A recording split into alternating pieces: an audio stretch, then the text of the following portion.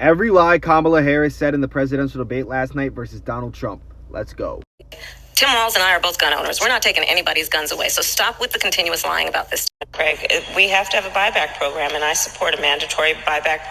Let's talk about fracking because we're here in Pennsylvania. I made that very clear in 2020. I will not ban fracking. I have not. There's no question I'm in favor of banning fracking. And as of today, there is not one member of the United States military who is in active duty in a combat zone in any war zone around the world the first time this century. There are currently about 2,500 U.S. troops stationed in Iraq right now, as I speak. And yes, they have been under repeated fire.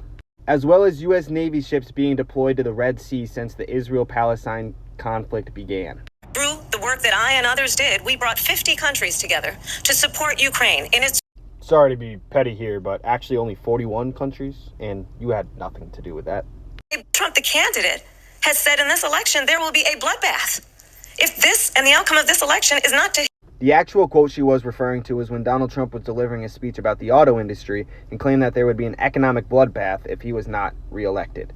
Not anything to do with political violence, as she was trying to infer. The United States Supreme Court recently ruled that the former president would essentially be immune from any misconduct if he were to enter the... The Supreme Court actually ruled that Trump could not be prosecuted over official acts, but he could be prosecuted over unofficial acts. A quote from Chief Justice John Roberts states that the president is not above the law and that the president does not have immunity over unofficial acts. Like for part 2.